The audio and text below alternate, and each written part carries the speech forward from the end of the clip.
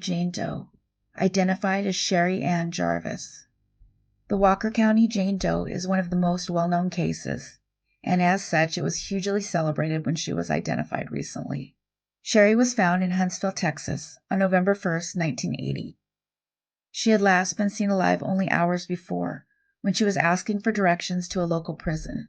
Unfortunately, she didn't share who she was planning on seeing, and if they expected her to come and knew her, they never came forward to admit her name. We have Othram Labs to thank for finding Sherri's identity.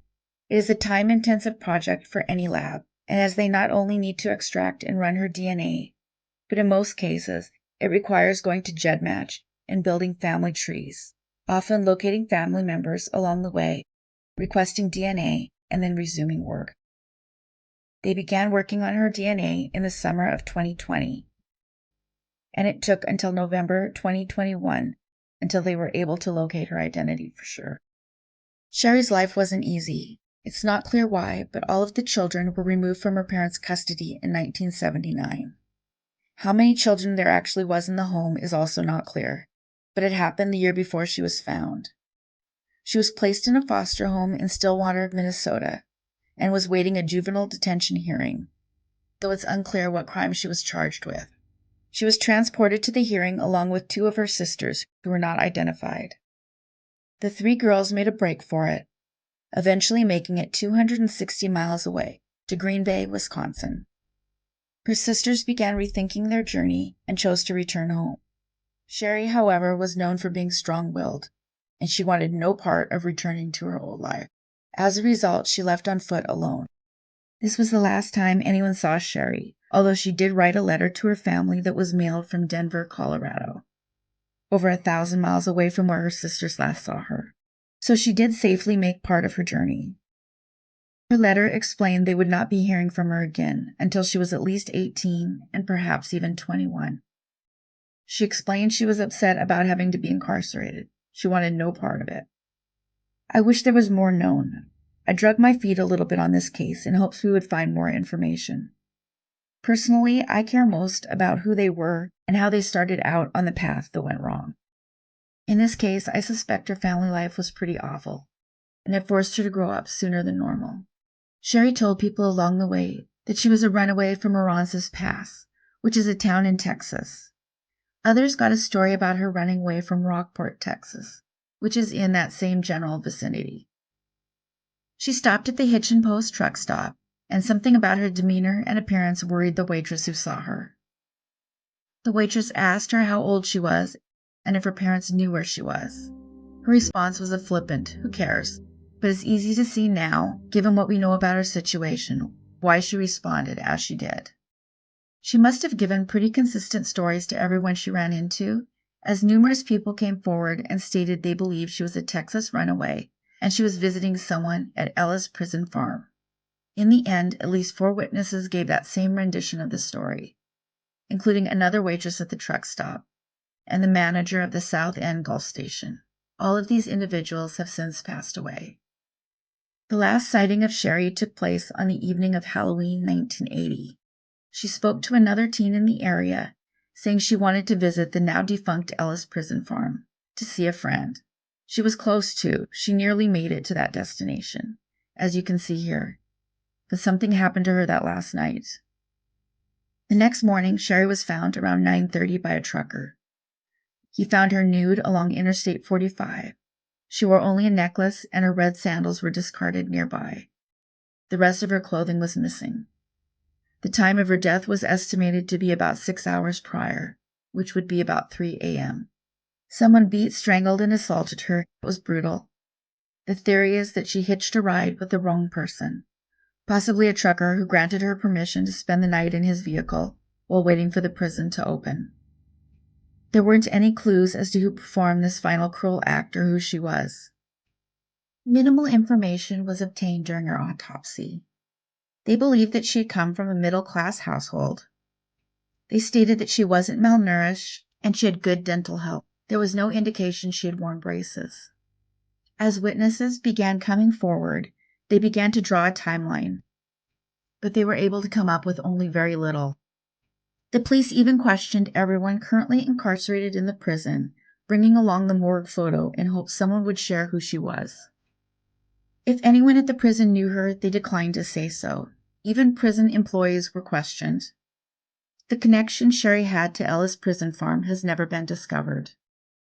Henry Lee Lucas was considered being responsible, but the bite marks on her back ruled him out, as his extreme lack of good dental health is legendary. It's also well known he liked to lie about his victims. One of the investigators convinced it could be a woman who took her life. The details of the assault itself don't rule that out. There are many suggestions that there were truckers roaming the country who performed so many of these murders, but it's impossible to tell who or how many. For decades, women have been found tossed away off the side of the road. I'm not sure if by 1980 this had started to wane as a mode of transportation, but in the 1970s it wasn't unusual for people to hitchhike regularly. For anyone alive in the 1980s, please comment if you know people who hitchhiked. I've always wondered if it was a regional thing, as I knew no one who hitchhiked. I'm younger than Sherri, but not by a whole lot, but it's hard to imagine hitchhiking or anyone I knew hitchhiking. But perhaps it was just starting to go away by 1980. I suspect the difference might be more that I lived a pretty sheltered life and safe by comparison. I'm relieved that people figured out this wasn't safe, but I can't recall the last time I saw anyone trying to hitchhike from the side of the highway. Back then, though, it was a pretty normal thing to see people standing there with a sign. This case didn't remain unsolved for lack of trying.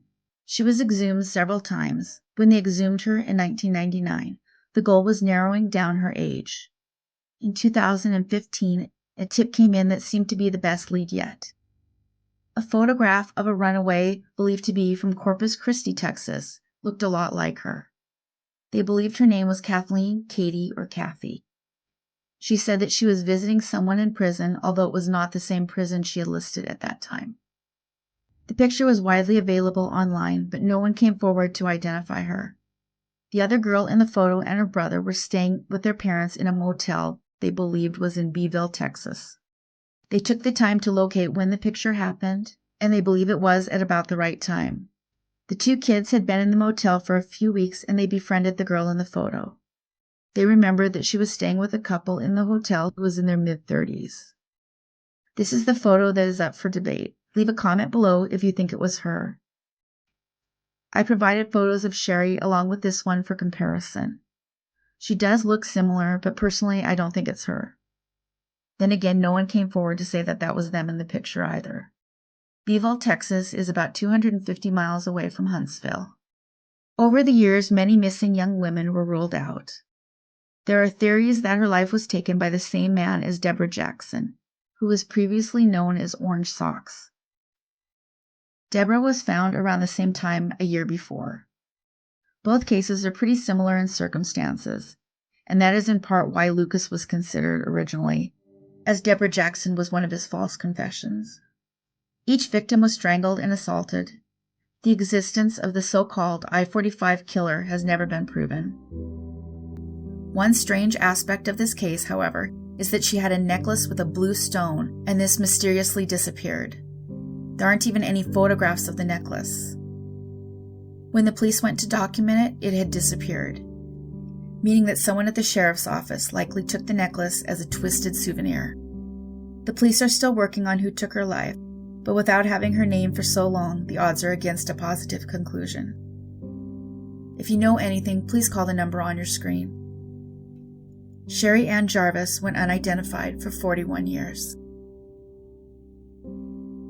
The Fond du Lac Jane Doe, identified as Amy Marie Yeary.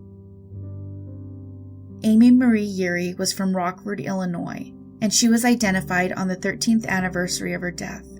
It was a bittersweet victory in the quest to identify the young woman who was discovered 138 miles away in Ashford, Wisconsin in 2008. It was November 23, 2008 when 3 hunters found her body on private property. She was found near a creek that was just outside of Ashford, Wisconsin. Over the years, Sheriff's Department worked this case hard. They checked hundreds of leads and they offered up numbers of facial recreations without ever resulting in Amy's name. It was DNA that would finally discover the answer. Although she was found in November of 2008, it's believed she passed away in either summer or early fall. No cause of death could be determined, but because of the circumstances, it's believed that it was pretty good indication there was foul play. In part because no footwear was found anywhere near her body. Amy had either dark blonde or light brown hair, an overbite, and they believe she may have been knock-kneed or pigeon-toed. Because the sizing was strange in her clothing, they couldn't even give an estimate on her weight. The top she was wearing had been purchased at a dollar store. In November of 2016, detectives presented Amy's case to a panel of national experts in forensic anthropology. They were told to collect bone, tooth, and hair samples to take advantage of DNA testing that wasn't available in 2008. It would take 2 years, but in April 2018, samples were taken and processed. Amy's mother reported that Amy had called home and spoken to her sometime in 2008, asking for a ride home. Her mother said she was unable to do it, and this was the last time anyone ever heard from Amy again. It's been reported by the police that Amy had been living a transient life. They believe she was being moved from place to place and being trafficked. She was most recently in Milwaukee, Beloit, Wisconsin, and Chicago, Illinois. They actively worked on this case in hopes of identifying her. Unfortunately, Amy was never reported missing by her family. The sheriff's office compared her to 60 other women to rule out missing people. Eventually, the case was taken on by NCMEC, which is the National Center for Missing and Exploited Children. They released a reconstruction in 2009, along with some recreations of the clothing she was wearing. She would eventually be added into NamUs and the Wisconsin Department of Justice. Extensive comparisons were conducted between missing persons of various ages. Eventually, over 60 comparisons were excluded. They had no idea she hadn't been reported missing, so there was no way to compare. We have Parabon Nanolabs to thank for this case. At the time, a chemical isotope test was done which indicated she had lived in New Mexico and Arizona most of her life, but had passed through Wisconsin, Minnesota, and Iowa. The case would be dormant until 2021 when all the hard work paid off, and Amy Marie Yeary got her name back. Amy was only 18 years old when her life was taken. She went unidentified for 13 years. She was discovered 138 miles away from home.